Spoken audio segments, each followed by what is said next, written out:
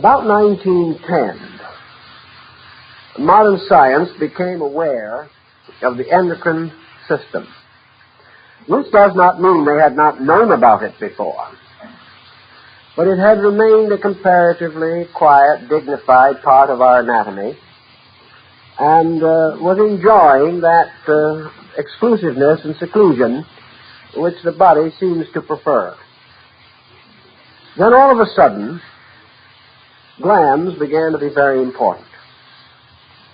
And in the 20 years following 1910, the gland concept became high fiction. It was something like spaceships in the 50s and 60s. Almost anything that you couldn't understand or you couldn't explain was a matter of glands. Furthermore, a highly evolved technique for investigating glandular function and glandular structure began to appear. Scientific papers were numerous. A group of scientists who called themselves endocrinologists appeared in the field of medicine, and we had almost the equivalent of the modern psychologist and now the modern exponent of wonder drugs. As always, man just went to excess. This does not mean that valuable information was not gained.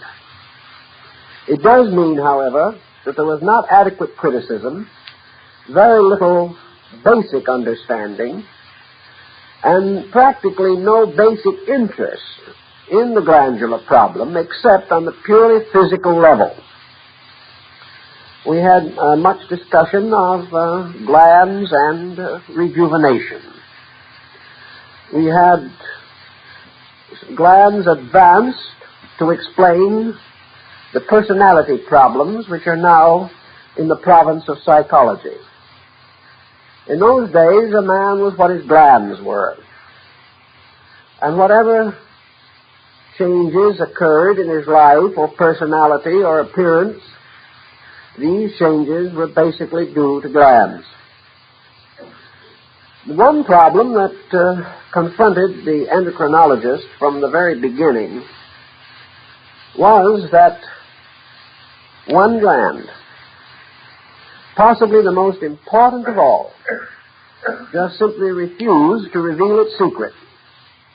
And for the most part, the condition is the same now, although a good many years have passed. The pineal or pineal gland, either pronunciation is correct, located in the central part of the brain, still remains the mystery gland of the human body.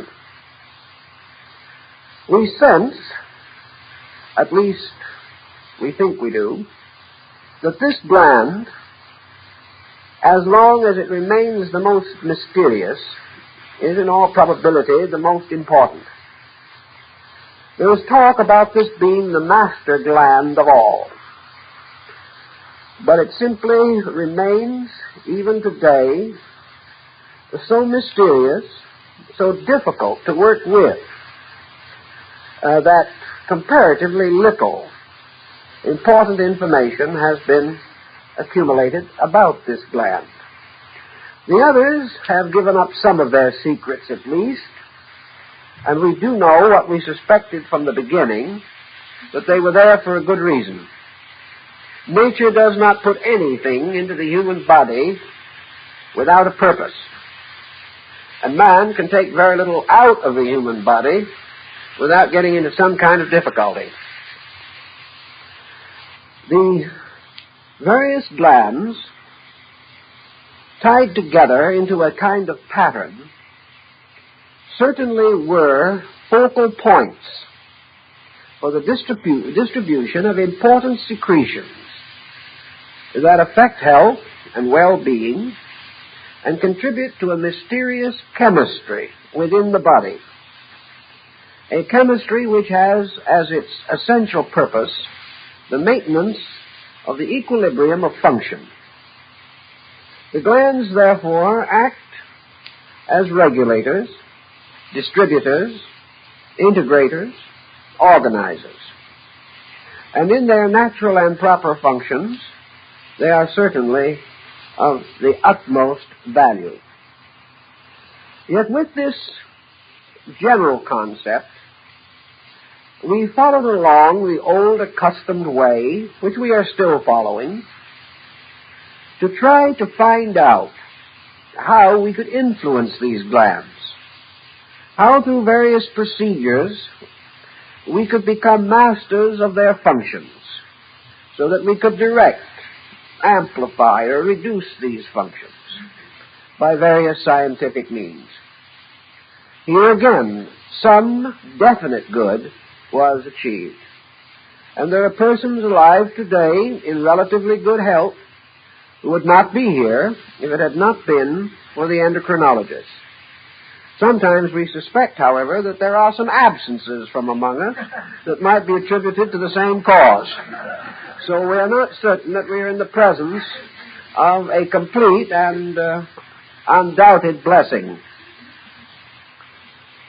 The difficulty seemed to be in the early area of research, that it was all carried on by this splendid and brilliant group of materialists who could conceive of nothing of importance except physical symptoms and physical syndromes of one kind or another. To these people, the glands were a new way of trying to bring health to man by merely perpetuating the functions of his body. It was assumed that if you can save the body, you can save all. That if you can keep the body alive, the individual is alive. Here again, there is a broad point of doubt, because there are many people whose bodies are undoubtedly functioning, and that is about all we can say for the individual. We were not, at that time, very much interested in something that has later gained in fascination, namely the problem of the extrasensory gamut in human consciousness. If we had been interested at that time and a little more sympathetic, endocrine research might have had a far happier, more brilliant existence. This does not mean that the subject is dead. It is far from dead. Work is continually going on, but it does not have the hypnotic fascination that it had in the 30s and 40s. It is now moderating into a general program in which the glands are included with other subjects as well worthy of further thought. We do not have the mania on glands that we suffered from at that time. If this mania had become more aware of the large picture or total subject, a very great deal of progress might have been accomplished, and it is even possible that at least one world war could have been prevented if we had really understood the glands of the human body. But we did not, and we were contented merely to search for means of treating immediate problems. Among the valuable byproducts of this research, undoubtedly, was research into the problem of diabetes and the development of insulin therapy. This is the type of thing which may be pointed out as the best that was achieved.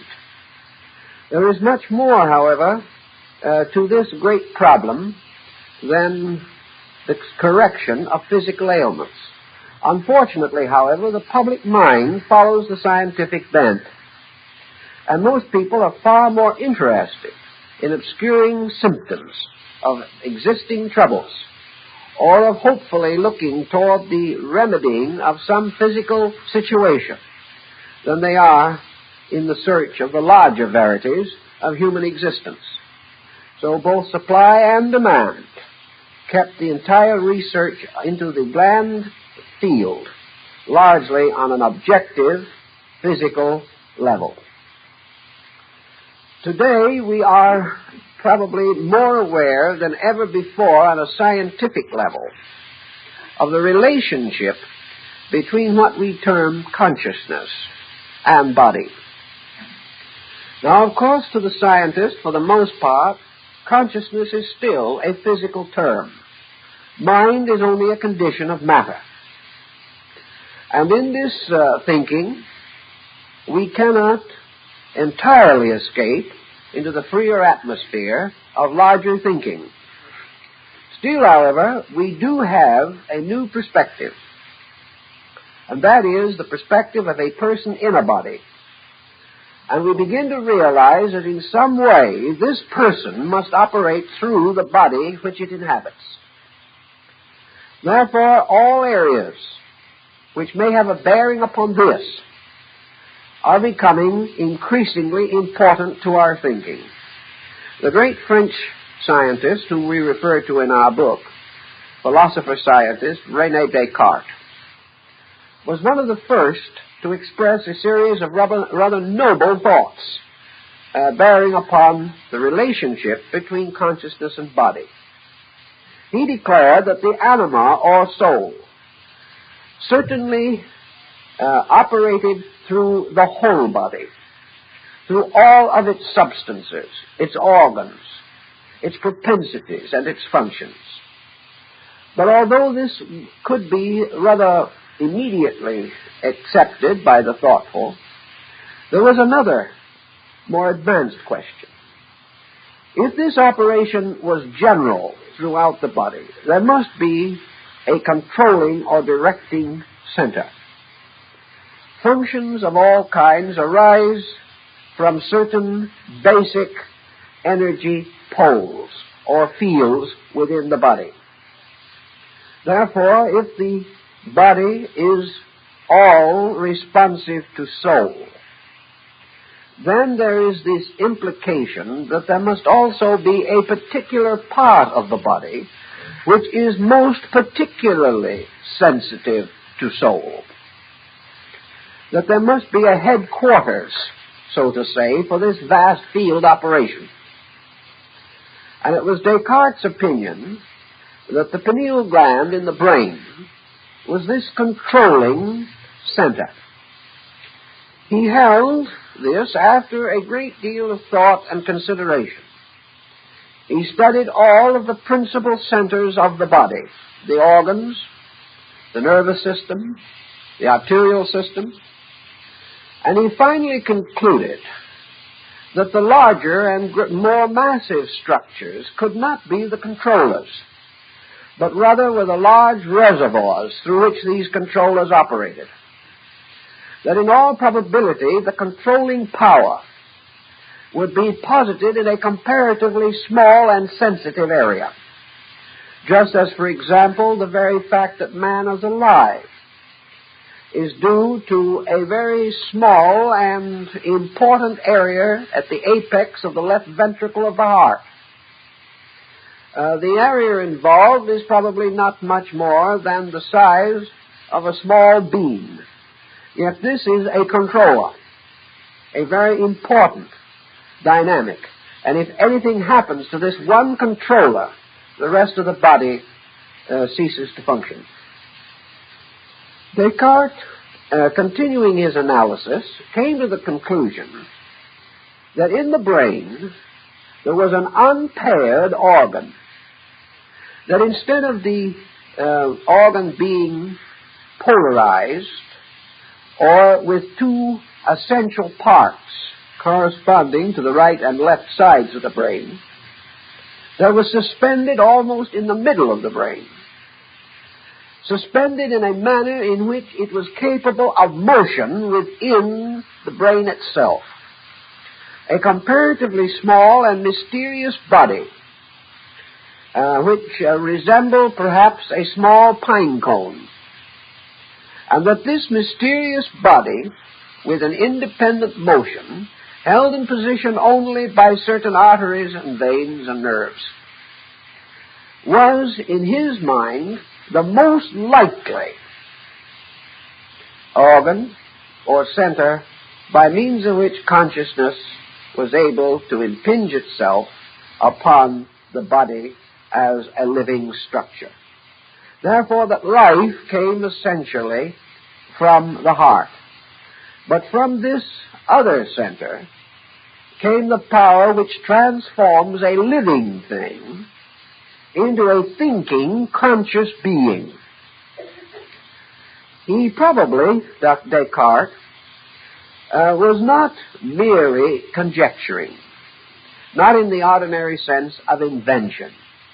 He was a very thoughtful man, a very widely read man, and a great student. There is no doubt in the world that he was well acquainted with the religious, philosophical, and scientific thoughts of ancient peoples. And while perhaps he did not have available as large an area of research as we have today, he had enough to convince him that throughout ancient religions and mystical philosophies, there was a lore or legendary by means of which the isolation of the area which he selected would be natural, reasonable, and probable.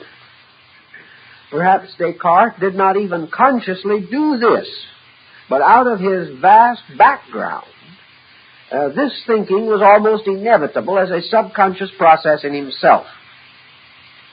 From the very earliest time, men have used the concept of the I, in this case EYE, as a symbol of consciousness, of internal awareness.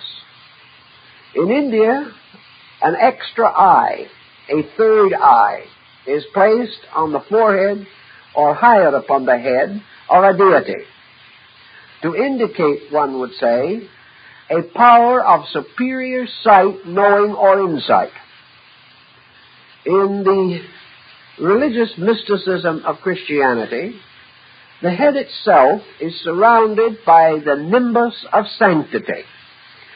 Now, Descartes was a Roman Catholic, and therefore it is quite reasonable and probable that he was aware of the ancient symbolism associated with the canonization of a saint. Now, all through art, not only Christian art, but also Buddhist art and the arts of other Oriental peoples, sanctification is artistically presented or represented by adding around the head of the person a halo.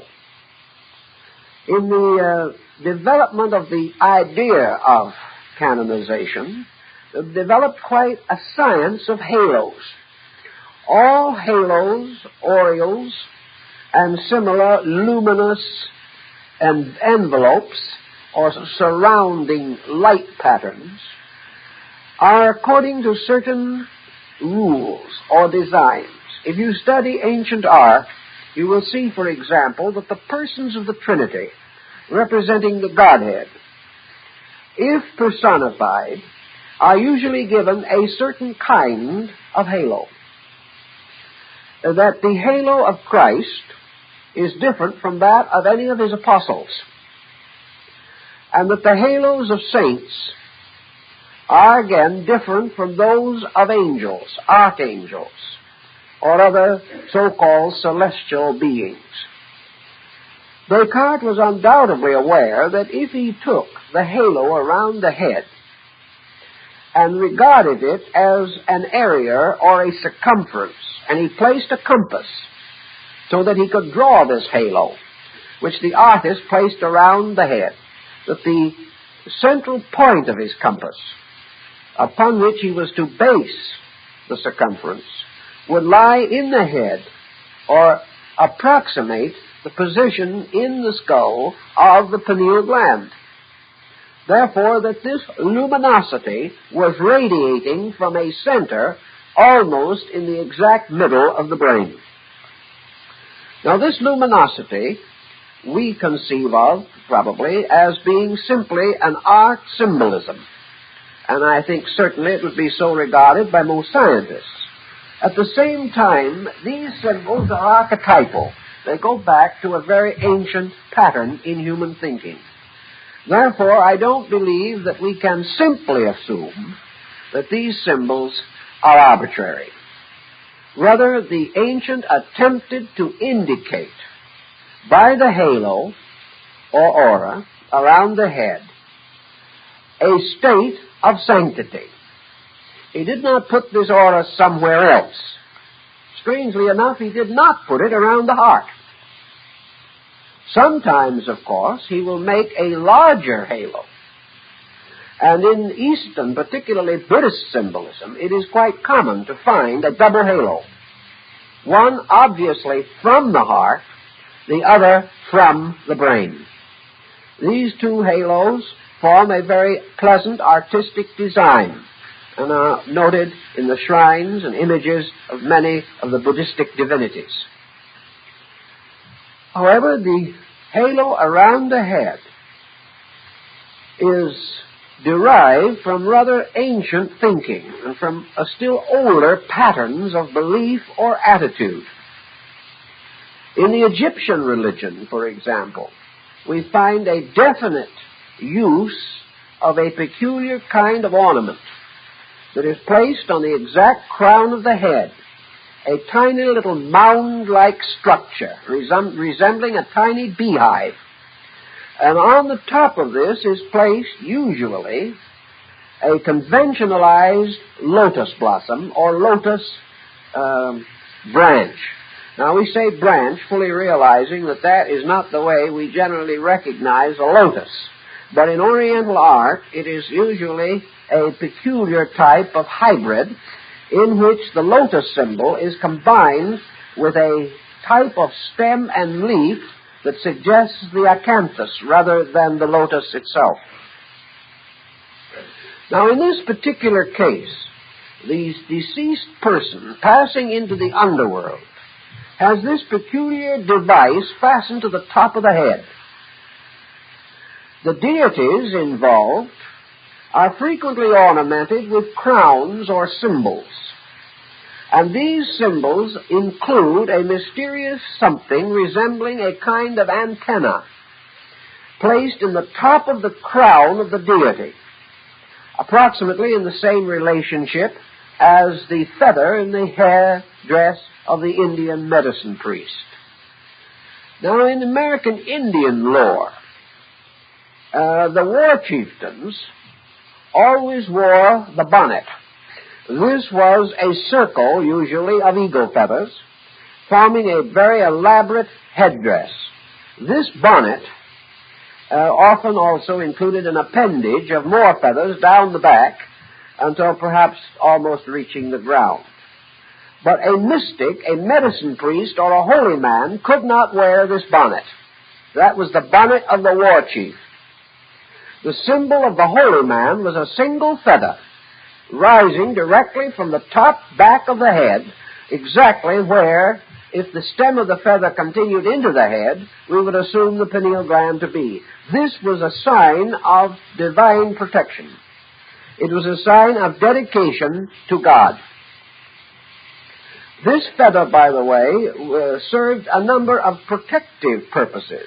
For in the old tribal warfare, the chieftain with the war bonnet was always vulnerable. Anyone who wanted to take a shot at him could do so. But it was very bad taste to shoot the man who had one feather in his hair, because it meant you were shooting a priest. Therefore, normally, no one attacked him. And actually, he never carried arms himself. He was sacrosanct. He was set apart. And to injure the agent of the deity was a very serious offense. Descartes also well knew that from very old times the tonsure was an important symbol, not only in Christian religion, but in other religions. This consists of shaving or removing the hair from a small circle at the crown of the head. This was again a setting aside of the individual for religious purposes. It was a very peculiar but important symbol. Some feel that it was an effort to capture an idea, and that this idea was that the child's skull in small childhood or infancy did not entirely and immediately close. but that at the crown of the head, through small childhood, there was a soft area where the skull bones had not joined. And it was a belief among many gypsies and other people that all children were clairvoyant until the skull closed over. Therefore, again, there was something mystical about this area in the top of the head. Down in the Casa Grande area in our own southwest, the dead were buried in what was called the Embryo Posture, which is a kind of knee-chest posture, as the embryo is supposed to be in the womb. This was in order to emphasize the belief that the dead person or deceased person was beginning a new infant life in the other world. Therefore, that he was being born into another world, and that the earth became the second womb of his life. When he was so placed, a bowl, it was inverted over his head, forming a kind of cap. But before this was done, a hole was knocked in the bottom of the bowl, so that there would be a space at the top of the head through which his soul might escape. The belief being that the soul left the body at that area at the crown of the head. This, of course, is completely carried on in the religion and philosophy of Vedanta and Yoga. In the Mexican Museum of Archaeology in Mexico City, there is a magnificent monolithic head, probably of Mexican jadeite. This head is called Morning Star. It is more than twice life-size, perhaps 4 times life-size. But there never was any body with it because the undersurface of it is also carved and figured. Where the neck would join, there are elaborate glyphs covering the entire bottom of the head. And the heads of this nature, even larger, have been found along the coast of Mexico on the Gulf side south of Veracruz. The top or headdress of this figure, Morning Star, is a magnificent sunburst resembling a many-petaled lotus, almost identical in design to that frequently found on the cases of Egyptian mummies. It is as though an inverted lotus bowl had been placed over the head.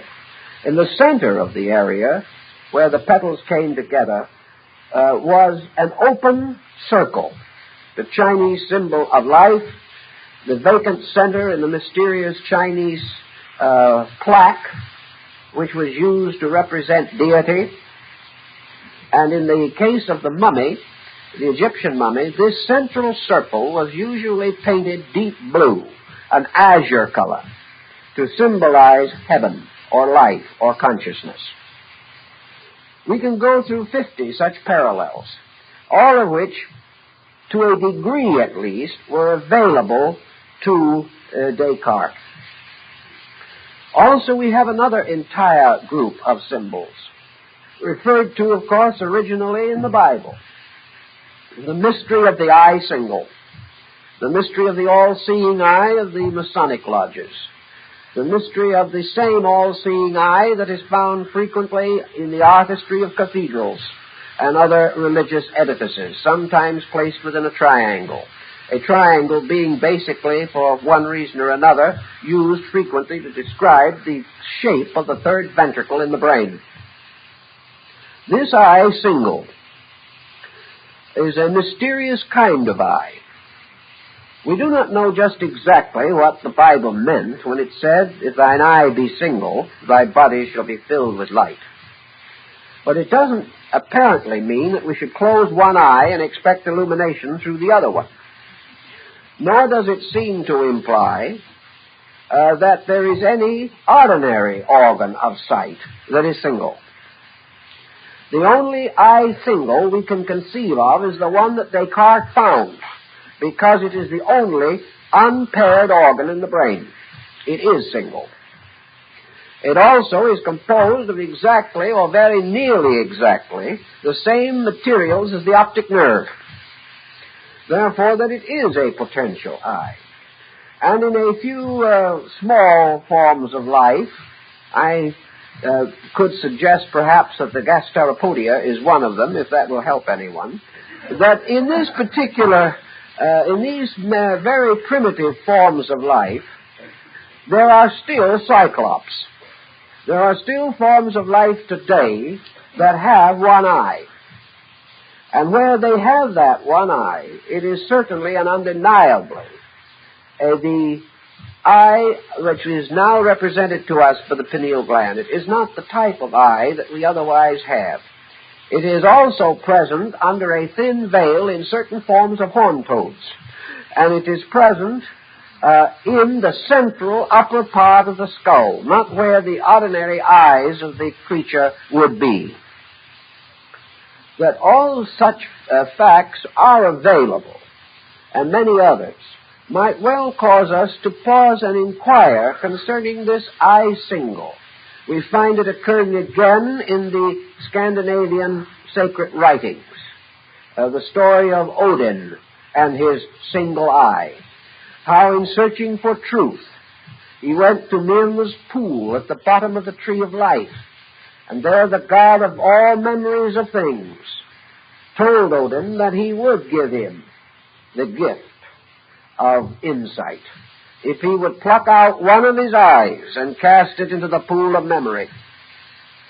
And when Odin had only one eye, he was enlightened.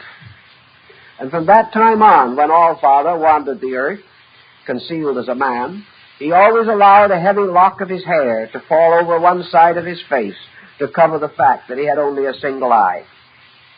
This one-eyed god has been called the sun god, and many ancient people insist that the sun deity is always properly represented with one eye. In the Kabbalah of the Hebrews, the God of Israel, which neither slumbers nor sleeps, is always presented symbolically in profile, so that only one eye is visible. The same situation also falls into the deck of cards, which was an ancient symbol. And you will note that in the court cards, some are in profile and some in full face. This is by meaning or purpose, and not by accident. Thus we have enough lore and legendary to support Descartes' thinking, and to suggest that in his time, lore and legendary were probably the most common sources of information available to him, that he would naturally derive from the backgrounds of things known that which he desired to know. The pineal gland, then, does still carry to us, and even to scientific men, the simple possibility that it could be an eye. There is nothing to deny this possibility, that it is an eye which has retired into the brain, and the brain has closed around it, and the skull has closed over it, and its sight power has ceased. We might also come to the rather simple supposition that if this was a prehistoric or a primogenital eye, belonging to some actually ancient and remote period, and having no further use for man because his other eyes are so excellent and efficient, that this gland would atrophy. That which is no longer needed or useful to man seldom remains. But this gland does not do this. This gland remains in some way perfectly healthy down through time, although we don't use it. Its other services to mankind are sketchy, still the cause of continuous controversy.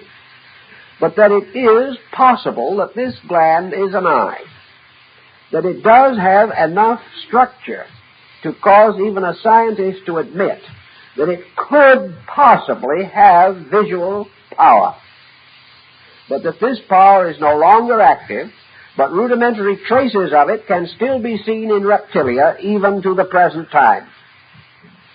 All this adds up to one question. If this gland is an eye, is it likely, possible, or reasonable that nature preserves through the ages an eye that sees nothing?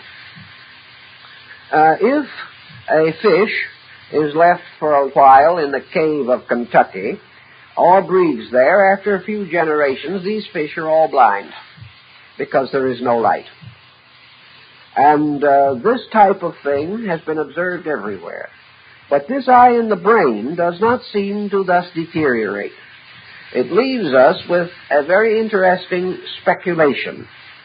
Obviously, this eye is not particularly useful in adding up grocery bills or other, what we might term, highly practical pursuits. But we do have a term which comes from somewhere, and we're not even too sure where it comes from. But it has gained popular acceptance through time, and that term is insight. Now, if we have any part of man's optical equipment that could possibly have a different function or a different purpose to see something not otherwise visible, to see inward rather than outward things, to see qualitative rather than quantitative forms, to become aware, because our word see no longer simply means visual acceptance or visual reaction. When a man listens to what you say and he says, "I see what you mean," he is not looking at anything. It is insight that he is trying to tell you, that he has become aware.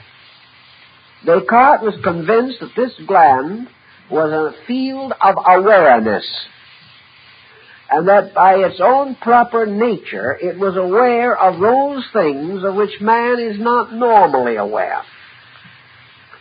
And that man actually, for all of his objective awareness, is utterly dependent upon the contribution of a kind of awareness which he does not even recognize or understand. An awareness inward into value. This kind of sight is a sight into principles. And it may also imply more things. It may imply a sight outside of the sensory range of the 5 sensory perceptions that we now know. It may represent a connection to a vibratory band which man is unable to recognize, know, or cognize in any other ordinary sensory perception. This would be quite reasonable and philosophically sound, because it is obvious that man must have some cognition beyond senses. If he does not have a cognition beyond senses, he is doomed to live and die in a sensory universe with no means of escape. This was not nature's intention. The individual, in order to be more than he is, must have an awareness greater than is commonly available to him. He may not call upon this awareness. He may not even know that it exists. But unless it does exist, a very subtle evolutionary process in the life of the individual is frustrated. There is no escape from what Buddha called the machine of the 5 senses. This machine is a squirrel cage. And no matter how much we use these 5 senses, or how skillfully we use them, we can never see anything except that which is outside of us and around us. And from the reaction to the things brought to our attention by the physical senses, we create the mental instrument. And the mental instrument, therefore, is absolutely locked in the processes of the sensory perceptions. Thus, man can never know more than his 5 senses report to him. He can never come to a conclusion more vast than their testimony. He can never escape from their tyranny, and he can never avoid or evade the inevitable pressure of their authority. Well, this actually cannot be true. Consequently, man must have some means of cognition which is beyond the sensory perceptions as we know them. This means of cognition could very easily and very well be associated with the comparatively rare phenomenon of what is termed extrasensory perception.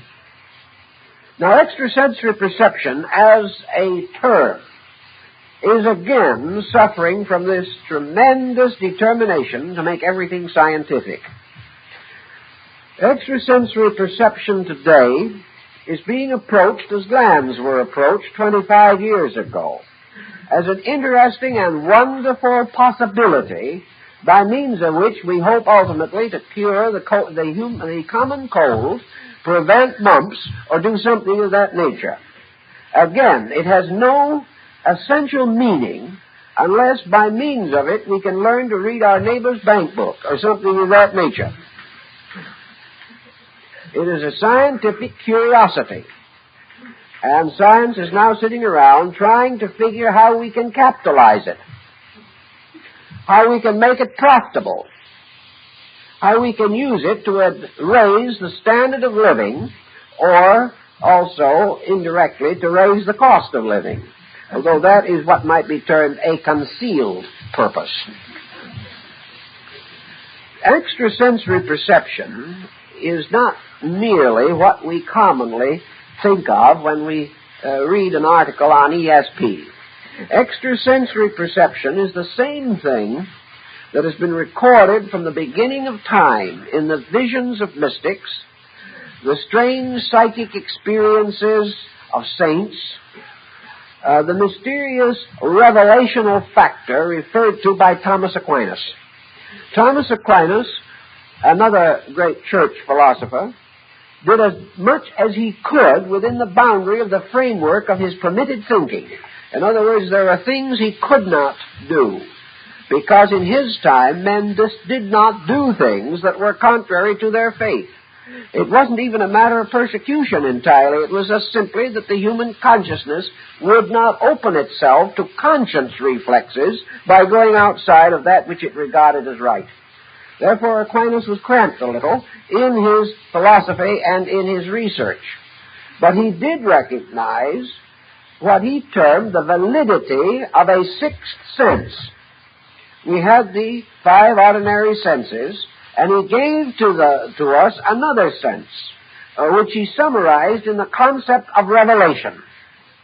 In other words, there was a way of apperceiving as well as perceiving. There was a way of knowing above as well as a knowing below.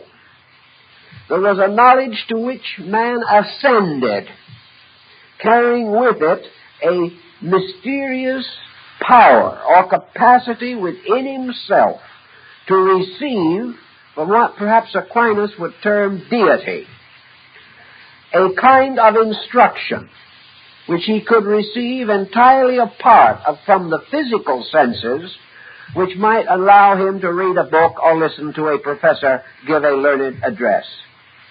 Man with his outer ear could listen to the words of other men, but with an inner ear he could listen to the Word of God, or what he termed God, which simply meant the voice of superior, that which was above, or more subtle, or more internal than the ordinary methods of accepting knowledge.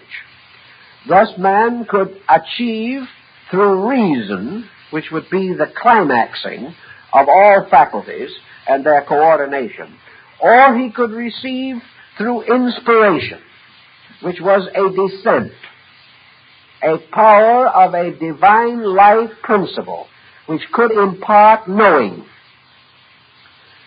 That which man gained, we will say for the moment, through his ordinary eyes, gave him a certain lockedness in matter.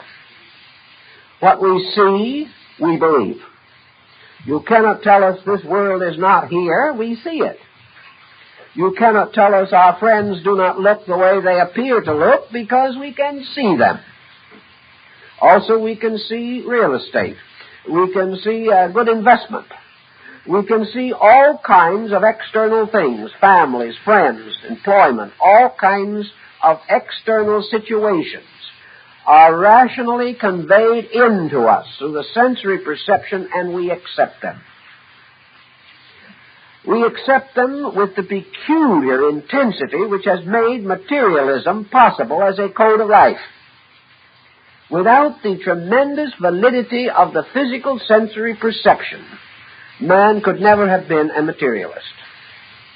Materialism was simply the fact that he wanted to believe that the world in which he lived was the world which he could see. And he could not rationally place an invisible world which he could not see above the visible world which he could see as a level of value. Havelock Ellis, in his Dance of Life, explains a mystical experience which happened to him. To him, this was now a more authentic way of seeing. That which was internally experienced, both visibly and audibly. This unfolding of a factual power. A power so real that the things thus seen could be as indelibly fixed upon consciousness as the things seen by the physical sensory perception. Thus, the internal experience makes man as certain of idealism as the outer sensory perception makes him certain of materialism. And having once inwardly seen, that man can no more deny what he has seen than the individual who sees outwardly, and therefore cannot deny what he has outwardly seen. The intensity of this inner seeing also carries with it a dynamic which physical seeing does not carry. Plotinus points this out, where he says that although in his lifetime he had only on one or two occasions been given this moment of illumination, that from that time on, the material world in which he lived could never again possess him. This experience inwardly was so great that even a long lifetime of habitual objectification back into the sensory world could never, for even a moment, cloud this other thing, this greater thing, which he had seen and known.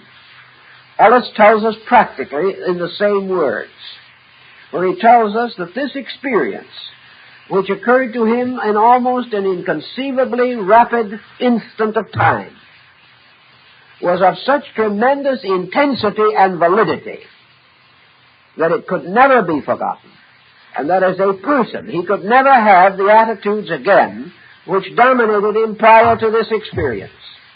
And it would not be necessary for the experience to be repeated. It was indelibly set upon consciousness. Now, such an experience as this must be regarded as either metaphysical or simply superphysical. If we wish to assume that without any peculiar or convenient machinery, by a grace of deity, by the intercession of some spiritual power, the perceptions of man can be miraculously quickened, so that to a person for no reason perhaps that he can understand, or for no rational purpose that he can define, a mystical experience can happen to him. Perhaps cannot happen to another person. So that by some miraculous intercessional power, 10 people, 100 people in 1,000 years can have this valid experience. This is one view on the matter. The other view, which probably has a little better philosophic content, is that these experiences so described are possible to all human beings, just as certain attainments in this world are possible to all human beings, but that only to certain persons, under certain conditions, do the experiences actually occur. Also, we know that within a body of society, we have one group which we may call normal. We have another group which lies below normal, which is a kind of subnormal pattern, representing psychological infancy or immaturity. That we then also, above normal, have an ascending order of superior types. Superior not possibly according to some materialistic measuring rod, but superior either in psychic chemistry or in some internal spiritual grace. And that therefore some persons have developed or unfolded their natural potential so that experiences are possible to them at a given time, but that these experiences are possible to all men at some time, because the structure for the experience does exist in all. If such is the case, then the pineal gland is a prime candidate for being involved in this superphysical situation. A situation that is not miraculous, is not mystical, essentially. Mysticism being only a term by which we try to explain something not generally understood or cognized. But remembering one of the really wise statements of Aristotle, where he says that when physics is properly understood, there will be no further need for metaphysics. In other words, metaphysics is merely a term to cover the undiscovered facts of physics, and that the entire procedure is a perfectly orderly one, and that this orderliness seems to suggest that the pineal gland is in some way a controller, that it is in some way a door, by means of which certain experiences of inward consciousness may be transferred downward into objective existence. It is possible also that this gland is the secret of your sleep dream phenomena, and that it is this gland which makes the dream remembered or forgotten when we awaken. It is this mysterious gland by means of which that which is not normally available to the sensory perceptions may be impressed upon them from within, particularly in the form of a visual or auditory experience. Thus, that certain things are seen inside. Other things are seen on the outside. And the inner sight may likewise be involved in your psychological processes. And it is very possible that your so-called hypnotic drugs and certain researches that are now being carried on in drugs dealing with psychic stimulus, that these operate because in one way or another they affect the rhythm of the pineal body. The problem of anesthesia and many others, even hypnosis, may lurk in this area where a tremendous amount of research must still be done. Now, we don't want to entirely devote ourselves to this one structure, but the reason why it seems most valuable to us is because it is still the one around which mystery lingers, which has not been as yet explained, and for which perhaps no adequate explanation can be discovered without the aid of mysticism or philosophy as we know these terms today. That they do represent, therefore, our present approach to this situation. Now, it is not known with certainty in the extrasensory perception field that the activity of this body can be stimulated. Most of the sensitives who have been worked with at Duke's and other places were natural. Their own abilities differed in various instances. A continuous practice or some special effort to increase the extrasensory perception did not generally succeed. Thus, the situation seems to be beyond ordinary control.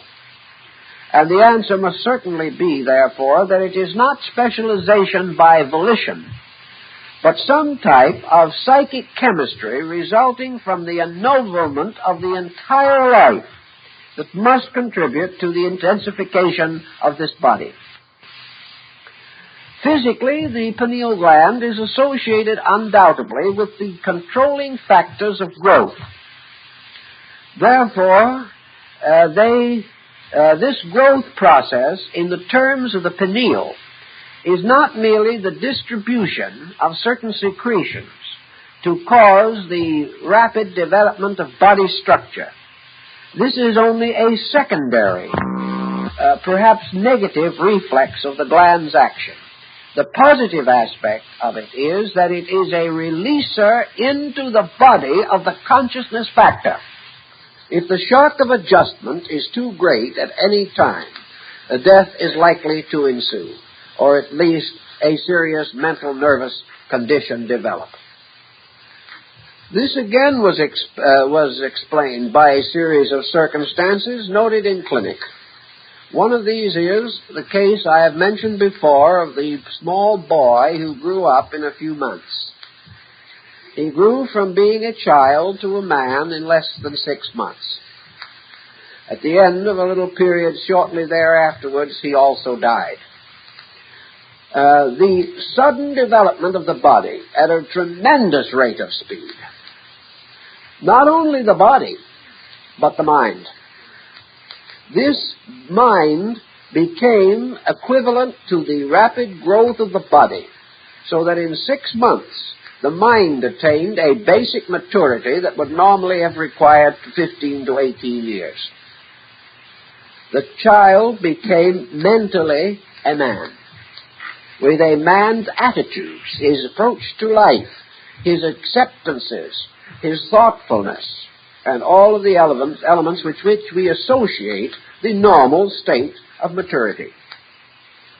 Postmortem proved that this boy had a kind of abscess or tumor on the pineal gland. And evidently, as a regulator, it lost the power to regulate the growth process. Not simply the body, but the growth of the being in the body. Meaning, of course, only one thing, namely an unbalance in the link by means of which being operates upon body, which permitted being to move into body too rapidly and without adequate controls. And the result, the destruction of the body. So that the gland, therefore, has, through clinical research, more or less supported this presumption or the supposition that it has a regulating effect and that consciousness itself is in some way released into the general structure through this important glandular center. The ancients, if we can still borrow them a little for further thinking, had much to support this in their legends and their lore and their myths. In a way, this gland seems to play the part of the two-faced Janus, the deity which the Latins regarded as the Lord of Peace and War. This deity had two faces, one facing forward and the other backward, one assumably facing outward and the other inward, and that this deity represented this gland, which has two processes within it. One is that in its being faced outward, it bestows a superior cognition upon things outwardly seen. And when faced inward, it bestows an intuitional or inspirational insight into the causes of things and into the nature of self. that in both cases this function is more or less occurring all the time. And what we do not realize, I suspect strongly, in our psychology and other researches, is that man is now, for the most part, looking both ways at once, but as yet has not been able to reconcile the mental confusion resulting therefrom, with the result that we use now the insight that we possess merely to interpret the functions of the outer sensory perceptions. We have not recognized that they possess a power or purpose of themselves. Now, in the brain also, there is this other small body, which is called the pituitary body. Perhaps one of the simplest things that we can liken it to is one of the retorts of an old alchemist. It looks very much like a bottle. It has an anterior and a posterior part, and secretes a material which is called pituitrin. This gland was likewise of great interest to the ancients. We do not know just exactly why they were so fascinated by it, but we can have a suspicion or two about this particular thing. In the first place, the pineal gland is in its shape very definitely a masculine symbol. The pituitary body is a feminine symbol. It is a receptive symbol. And long ago it was assumed that in the human brain there were two mysterious bodies resembling embryos, and that one of these was male and the other female, and that all mental or conscious process of the human being was the result of a generation taking place, a process taking place between the male and female polarities in the brain, and that these polarities were represented by these two glands. Thus, in the Parzival story, the pineal gland plays the part of the sacred spear of Longinus, the centurion, and the pituitary body takes the part of the sangreal, or the holy cup, these two being the wonderful relics of the ancient faith that were preserved in the castle on the top of Mount Salvat in Moorish Spain. Always this castle is on the top of the mountain, and in most of the representations of it, it is a domed building, perhaps slightly resembling our grand old planetarium out here in Griffith Park. But it was always a domed building, and this domed building was the brain.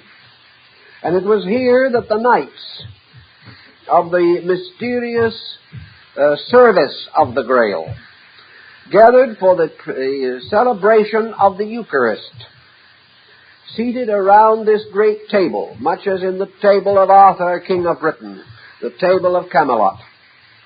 And here also we have the same mystery as the 12 paladins of Charlemagne, the 12 knights who represented the servants of the Sangreal mystery. And we have, of course, the orders of the quest. We have man searching for the mystery of the Holy Grail and the spear of Longinus. It is also noted that in the case of Parzival, when Amfortas, the second king of the Grail, took the holy spear down into the valley to use it against the evil magician Klingsor, he threw the spear at the magician, who, however, caught it and threw it back, wounding the Grail king with his own spear. This was much made of in the mystical legends, for it represented the danger of using this power for a destructive purpose, even though that destructive purpose seemed to be justified. In other words, reality will never be discovered by violence, even if it is a violent effort to discover reality. It just cannot be done that way. Two wrongs cannot make a right. They simply make two wrongs and things get worse. But the story of the Grail and the Holy Spear also will be found in the legends of alchemy. where we have the mysterious processes necessary to the perfection of the wise man's stone, the mysterious symbol of the immortal soul consciousness of man. The pituitary body, therefore, is known to secrete a mysterious dew that is called the brain dew in the Kabbalah, and plays a very important part in the distribution of energy. The great Belgian chemist Jean-Baptiste van Helmont declared the mystery of dew. He said that dew captures in it the rays of heaven. And the brain dew of the ancient Kabbalists is supposed to have been impregnated with the energy of the pineal gland and flowing from the pituitary body. This dew, which has then become the carrier of the consciousness of the pineal gland, is then distributed throughout the body, carrying with it certain power, certain meaning, certain consciousness factor, perhaps something we do not even suspect, namely that it may bestow a kind of conditioned consciousness upon even the smallest cellular unit in the body. Now, in the case of the pituitary body, we have certain definite indications that this gland will affect health, that it can be held as a physical growth controlling factor, even as the pineal is a consciousness growing factor. So that we seem to have here the master glands of a system, by means of which consciousness and body are held in equilibrium, and by means of which also the purposes of consciousness and psychic energy are distributed throughout the body. This gives us a possible conscious definition, namely that in the pineal gland we have the seat of consciousness, or the focal point, by means of which consciousness and body meet. And in the pituitary body we have the seat of psychic knowing, this thing that we call the soul. That therefore psychic phenomena in general, and the disturbances of the psyche in various psychological problems, may ultimately be traced definitely to the pituitary body, where we have certain danger of aberration. That aberration may arise in the pituitary, and clarification in the pineal has been suspected for a very, very long time.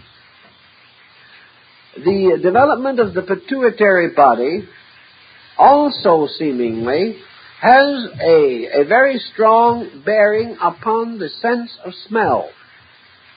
That in some way this gland was anciently controlled or directed by means of what were called fumigations. In other words, incense. Various types of odors, as in the story of the frankincense in religion, that the pituitary body responded primarily to the vibration of odor, and that it can be affected and modified in its function by various odors. That as a reaction to this, it means a certain kind of vibration. For odor is only possible as the result of vibration. The gland, in its normal function, has also a body normalizing factor, and in cases of disturbance of this gland, we have the tendency perhaps to obesity, or perhaps again to extreme thinness and loss of bodily quality and sufficiency.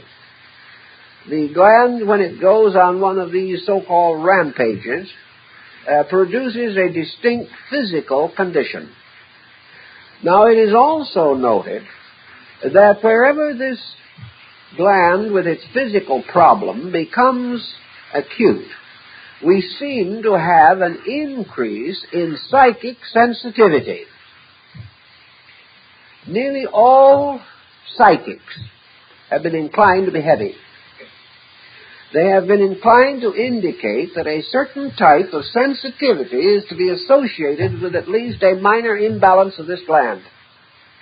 And that where the individual is hale and hearty, and the gland is working perfectly, he does not seem to be as much subject to imagination, to violent internal experiences, to a kind of unworldliness of attitude, as we find in a great many persons who have a heavier physical structure indicating a different pattern of gland function. Also, the effect of sugar on this gland will have to be further examined, because it does tie up in some way with the pancreas. And it's quite possible that the pancreas represents the lower pole of this gland. The function of the various glands through the body are not too difficult. Most persons have had some fair knowledge of them. The principal endocrine glands, of course, are, in addition to what we have mentioned, the thyroid, the thymus, the suprarenal cortex, which is really a double structure, resting in the form of a gland on the cap of each kidney, and the liver, which is the largest gland in the human body, and the pancreas, which is part, of course, in connection with the spleen structure in its function. These various glands have a controlling or regulating action of one kind or another. Let's try and see if we can investigate them just a little more specially. Suppose for a moment we attempt to study the spleen, which is a very interesting gland. And in order to study the spleen, we make a very simple experiment. Let us take a small sheet of very thin rubber, say the size of a sheet of typing paper. And with adhesive tape, we bind this over the area of the spleen, covering the skin over the area of the spleen. If we do this, it will not be very long before we will notice some results. The reason we notice the result is that this rubber protective, which we have placed here, is cutting off certain energy rays. The spleen is like a kind of umbrella. It is almost like one of these radar devices by means of which we can pick up planes at a distance. The main difference being, of course, that the spleen is primarily concerned with picking up energy, not picking up planes. It is a receiving area into which energy flows. And this energy, reaching the spleen, begins to nourish or support the etheric magnetic field of the physical body. Thus, the spleen is associated with the energy by means of which the vital health of structure is maintained. Wherever there is debility of vital energy, something is wrong in connection with the function of the spleen. But there's no use going and trying to have this diagnosed. Almost anything else will be substituted in the diagnosis. The main fact is that unless the physician follows the Paracelsian corpus and becomes aware that the spleen becomes the gatherer of the energy which becomes the vital principle, that part of man which corresponds to the plant kingdom is sustained by the spleen. Now, the plant kingdom has the power of growth, but not the power of motion. It has the power of color, but it does not possess certain other faculties and powers, and the structure of it is quite different from that of the animal, for example. It represents a less complicated organism with less available function, but it does possess the two basic functions, namely growth and reproduction. Therefore, we must express through the spleen the basic energies necessary for growth and reproduction, and also for color distribution, which the plant has likewise achieved. If, then, we want to know how man as a healthy plant is proceeding, we have to realize that the growth, energization, representing the plant system comes in this area. I also very strongly suspect that this is the tie between man and what we call cycles of climate, weather, and temperature. That in this we have perhaps the field in which the actual relationship between sidereal bodies and man is set up. For here it is that the energies and the energy field of the earth continuously being modified by the positions of sidereal bodies, that this energy field enters man. Here also we have a sympathetic situation.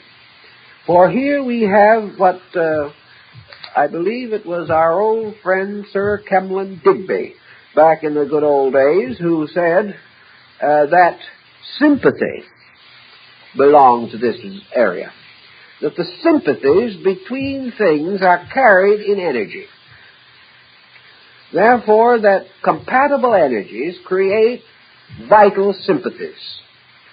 And by vital sympathies, we mean the affinities of things for each other, or the power by means of which like and like mingle. Perhaps under the heading, therefore, of sympathy, if we wanted a good example of it, we might point out the problem of blood transfusion or infusion. Slightly different in process, but not entirely different in meaning. The infusion would be closer, however, to the splenic factor. But here we have a strange blood introduced into a system. This blood must be overcome by the blood of the person, and its own vital field must be permeated by the vital field of the person receiving the blood. There must be an electric, vital, magnetic victory of the person over the strange blood which he has received. To a smaller degree, there must be also this victory of the individual over every element of food that he takes in, because he is taking in a dissimilar, which he must make similar, or he can do nothing with it. This similarity factor, this sympathy, appears to be largely under the control of the spleen. If, therefore, this becomes damaged beyond a certain degree, the individual cannot live. This is one of the indispensable parts of man. It cannot be sacrificed. In fact, for the most part, the glands cannot be totally sacrificed. There are one or two that can be, because when that occurs, if it is necessary to remove them, their burden is carried to another gland of somewhat compatible purpose, as, for example, the transference of the responsibility, mutual transference between thyroid and parathyroid. Each one can take something that is necessary if needed, and the glandular system, if deprived of a function, redistributes that function over the surviving glands, if it is possible to do so. Some, however, this cannot be done with, and anything happens to these glands, there is no answer. If the a kidney is removed, the suprarenal is generally left, because it is not possible to spare some of these glandular structures. They are too subtle. Yet we are not aware of why they are so necessary. Now, the liver is the largest gland in the body and is also probably one of the most abused. We recognize in the liver, in the apex of the great body of the liver, the great lobe, the center of, well, for our purposes, let's be rather blasé and say the center of the beast in us. This is the center of animal life. As the spleen supplies that which is necessary for the continuance of a plant, so the liver provides the extra things that are necessary for the survival of an animal. Without the liver, man as an animal can't make it. Therefore, the liver has to do with the warm blood factor by which an animal is distinguished. The liver, furthermore, has to do with motion. It has to do with motion and emotion. And the entire possibility of man as a warm-blooded creature developing a whole pattern of emotional reactions to motion. The relationship of the entire sensory structure to the blood circulation. In other words, an animal has senses, the same as man. They are not bound by the same coordinator, but the sensory perceptions are there. The animal can see, it can hear, it can feel, it can taste, and it can smell. Particularly in the sense of smell, the animal has tremendous superiority. This superiority can only mean one thing, that in the animal, the pituitary and the liver have formed a companionship far greater than in the case of man. In man, the power of the pituitary has gradually been shifted to the pineal. And as a result of that, on many levels of function, man is less self-sustaining than an animal. Perhaps even lacking certain judgment that an animal possesses in a rudimentary way. Certainly an animal can determine friendship and false friendship more quickly than man. It can also find its way home when man is totally lost. The animal does possess certain powers. And the highest power of the animal, seemingly, has to do with its psychic propensity, which goes back to the pituitary body. But we have man as an animal operating through a combination of glands in which the liver and the pituitary constitute dominant factors. Now, where do we find, for example, the mineral content? Man is also a mineral. Man is bone. He is substance. He is matter. He's worth about $8.50 now as pure mineral content. He used to be worth only $1.25, but minerals have gone up since those days. Also, we've discovered a couple of new elements in man that are quite expensive. So his value as merely a chemical compound is rapidly rising. Perhaps he will be ultimately a good investment. Who knows? But the mineral part of man comes back again not so much to the endocrine system as we know it, but to a degree it gives us a clue to this particular structure. Actually, the mineral part of man is linked directly to the life part. Actually, what is a mineral? A mineral is apparently a mass, a substance. That it has certain energy waves of some kind moving in it is pretty well established because of the crystallization forms which we find in the mineral.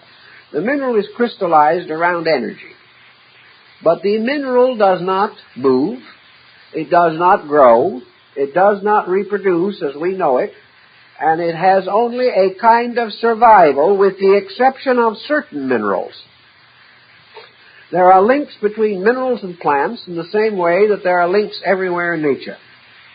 But the mineral is an existing thing. It is alive, but it is not living as we know it.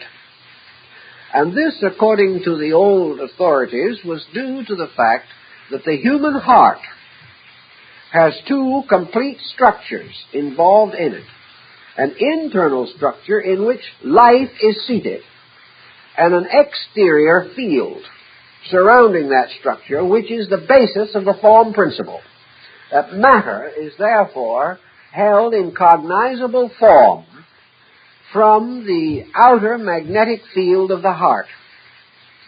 Therefore, actually, matter is not included upon in the glandulous group, even as the ancients pointed out long ago that the physical body is not a principle. The physical body is a receptacle only. It is not a principle. Upon this receptacle, 7 principles operate. But it is the 8th sphere, or the sphere of their activity. Matter, therefore, is a kind of 8th principle, directly related to life itself. The vibratory polarity of life and matter is in perfect harmony. And for that reason, the physical body is tied as a living thing to the structure of the core of the heart, and as a condition or an enduring form to the outer part of the heart. The heart contains or controls both of these processes. We do, however, have certain other, what you might call, luxury processes taking place in man. One of them is represented largely by the thyroid. Now, the thyroid gland, which of course is located in the throat and has a peculiar structure, almost wing-like in appearance, has long been associated as a gland which has to do with growth, with bodily equilibrium, with body chemistry, and perhaps generally speaking, it is a sort of pacemaker. The thyroid is a sort of district manager. It is up to the thyroid to accomplish at given times and under given conditions processes which are imposed upon it by other glands. The thyroid is the efficiency expert in the glandular group. It is the power which takes upon itself many different elements and works them into a proper pattern. And if by any chance this pattern process is lost, a series of glandular reactions of several different kinds appear almost immediately. In other words, if this gland gets out of equilibrium, the body, so to say, gets completely out of focus with the patterns of its purpose. Therefore, if there be an archetypal pattern of body function, this pattern is enforced by the thyroid.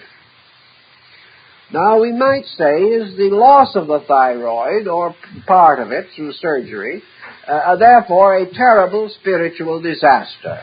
No. If man's spirit could have been destroyed by science or surgery, it would have been gone so long ago we wouldn't any of us have any. These are not disasters, they are inconveniences. And it is undoubtedly true that there are occasions when various parts of man must be sacrificed to preserve the rest. This can happen. And as the purpose of man is to experience the growth and development of this world, it is better that he be here to experience than he sacrifice the total experience to preserve some theory about a single part. This would not be considered good, reasonable procedure. Therefore, the thyroid or part of it may be sacrificed.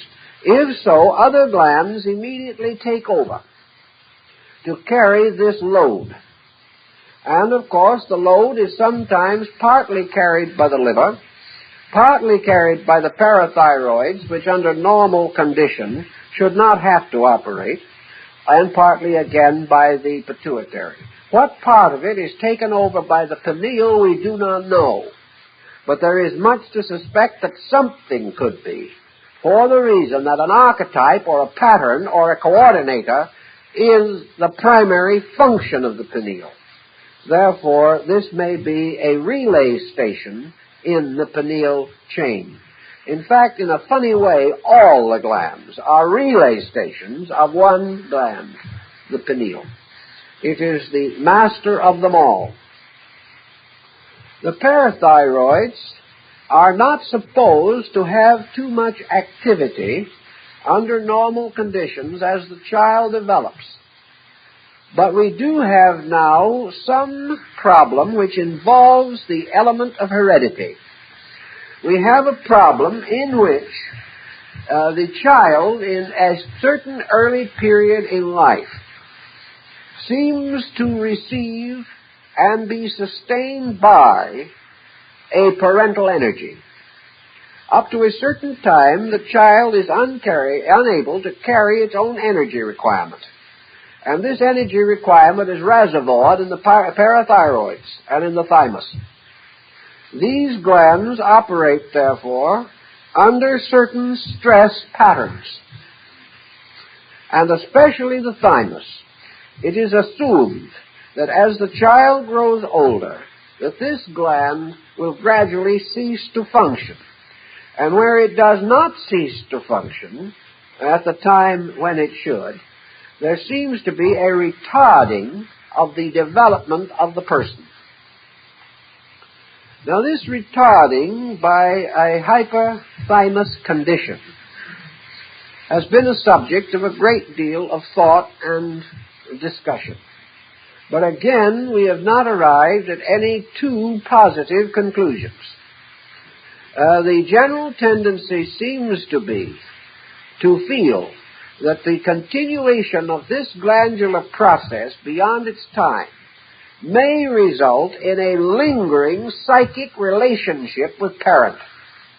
In other words, if you have a condition which you might call psychic dominance, or if you have a condition in which two identical twins are constantly psychically aware of the condition of each other,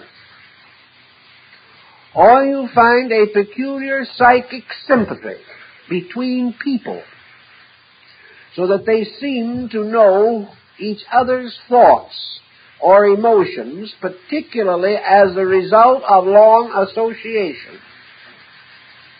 People sort of growing together, growing like each other, growing so that they almost have one mind between them, or one set of reflexes.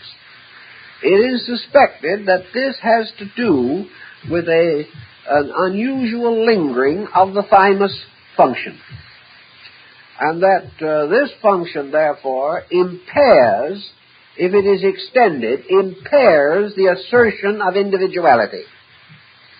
That the individual never quite comes into possession of himself as he should if this gland lingers in its functioning beyond a reasonable length of time.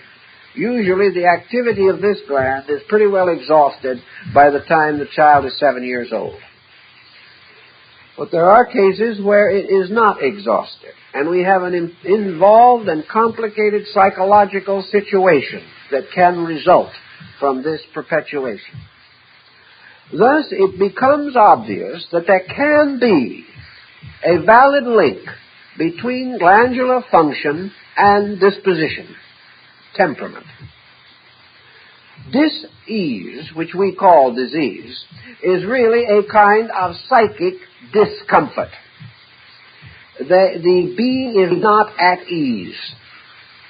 This at-easeness will also often reflect the function of the adrenal materials, particularly the adrenaline in the body.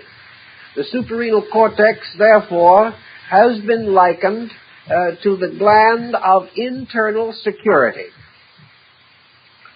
There are people who seemingly are undaunted by circumstances. they remain almost continuously sufficient for all of their needs. Needs as people, needs in emergency. These are assumed to possess an exceptionally well-developed and balanced suprarenal process. When the individual is under tension, stress, anxiety, or particularly in danger, or feels themselves to be in a predicament or in a disaster, the tendency is for adrenaline to develop and flow more rapidly. Thus it has been called the courage gland, because it is this flow of adrenaline which gives the individual the sudden power to meet emergency. When this gland operates normally from a reasonably healthy organism, it gives the person that necessary push that takes him through a situation, whatever that situation may be. Nature has provided him with a reserve energy center, by means of which he can meet a stress of unusual intensity. It may, however, be that through continuous emotional stress he exhausts this. If he does, then this energy is no longer available because he has wasted it. It therefore is very important in the life of the individual that he does not permit himself to become overwhelmed by small problems. If he is so overwhelmed, he will have very little energy resource when a major emergency arises. This gland sort of gives the person the push that takes him over the top in whatever his problem may be. It is the same kind of result almost that in old times carters got by beating a horse, whipping a horse. This spurt of energy, by means of which the horse was able, under cruelty, perhaps to achieve the end that was desired. But of course the life of the horse was shortened and its health was ultimately destroyed. But this gland provides the whip of energy by means of which a sudden emergency can be met. Nature, therefore, has provided even for contingencies of this kind. We must sometime recognize that these glands constitute specializations of energy, that they are in a very large measure very much like the chakra situation. In fact, in some groups among some groups of students, the glands and the chakras are very closely related. I do not think this was the original intent, however. I think the glands represent another group of factors. Plato was of the opinion that the entity or the power in man controlled by means of 8 powers or 8 extensions. And these extensions formed the mysterious symmetrical solid called the octoad, which was the symbol of the soul. The 8 powers of the psychic or of the internal self.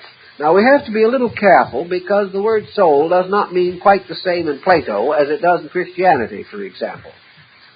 By soul, I think Plato probably meant what we call consciousness, because Plato does not use the word consciousness.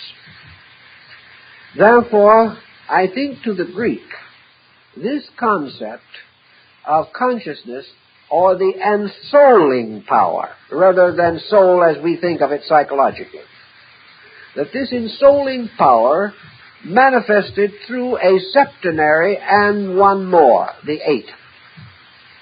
That the septenary represented essentially the glandular system, the 8th representing the outer body of the heart which supplied the physical body, the 8th being the body itself, the lost sphere or the underworld of ancient philosophy which would be corresponding to body. So that the septenary of the glands represent a kind of chord, a musical scale, a group of vibratory rates, which the old Egyptians and Chaldeans tied immediately to the planets, which they regarded as in turn the 7 spirits before the throne of consciousness.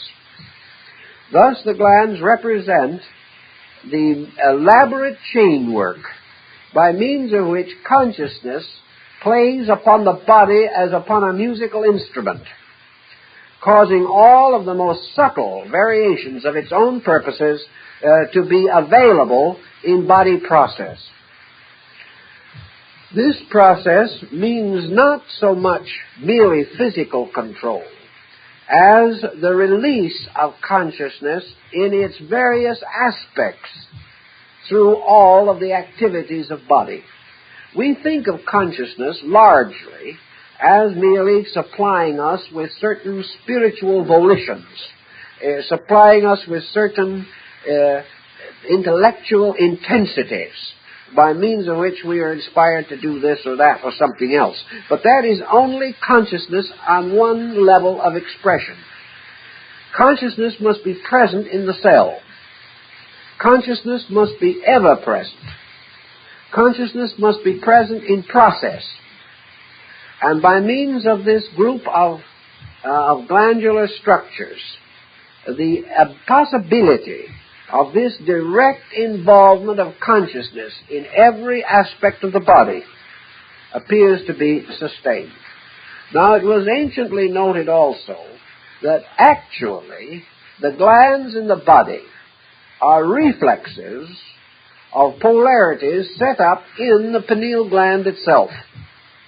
That the gland itself is a sevenfold structure. That the light or magnetic energy which emanates from it is in the form of a spectrum. And that in this spectrum there are the planet-like cores by means of which the gland is tied to each one of the body glands below it. Thus, the actual contact is, of course, vibrational. It has to be. But there has to be the vibratory power in that gland in order to create the reflex, as in the tuning harp or tuning fork, in each of the other glands, which is vitalized by reflex. Thus, the energy moving through these glands really represents the motion of consciousness on all of its various levels in the body of man. When you get this entire pattern more or less organized in thinking, we therefore see this consciousness flowing downward through vibratory waves and touching like the rising sun striking the peaks of mountains. First, the high points. And these high points in man's function are the glands. Later, lighting the whole body. Now, man's mental nature, or the mind-brain pattern, forms again a kind of circumference around this, so that we have in the heart the core, which is life, and the circumference, which is body. We have in the brain the core, which is consciousness, and the circumference, which is intellect. Now, intellect is to consciousness the same principle as body is to life. Because here we have body becoming the instrument of life, mind becoming the instrument of consciousness. Life flows into body, consciousness flows into mind. Mind, in turn, by virtue of these relationships, is also capable of a reactional process, by means of which thought, or sensory perception, or experience, or attitude goes back or flows back into the consciousness core. By that I mean only one simple situation, namely that the bridge of the pineal carries traffic in two directions. From the plus direction, consciousness moves across the pineal to take its mental polarity in the mind and its physical polarity in the glandular system. At the same time, the body reflexes and the mental reflexes are carried back into consciousness. And at the dissolution of the body at death, all of these polarities are restored, the pineal gland is the last area of activity to remain alive, and through this vortex, all of the testimonies of the lower centers are carried back into consciousness again. So that it is a two-way road. But behind the glandular system is the real being in the body, operating upon the body, moving through the body, by means of these highly vibratorially poised centers, each of which has an energy rate. These are all this machinery is kept in motion by the vibration of the pineal gland. The moment that ceases, they all stop. But each one has a specialized function to perform. And the coordinated testimony of that function is again returned into the pineal center. Thus, for man, birth or growth, the processes of development, our consciousness moving into body through the glandular system. The process of the severance of man's body at death from consciousness is that the consciousness in every atom and cell gradually unites and flows back again as a consciousness experience into the pineal center, from which it is transferred to consciousness per se, and then the gland has fulfilled its purpose. But man's being a conscious person in this world is largely a matter of the essential functions of these glands. Not the superficial function, but the essential function, about which, unfortunately, too little is known, but about which some very valuable thinking can be done on the basis of analogy. And we have enough to support the general picture, even on a scientific level, but we do not yet have all the information necessary to fill in the details. These must come in time, but they're going to be too late for tonight, so we can't do anything more with it at this time.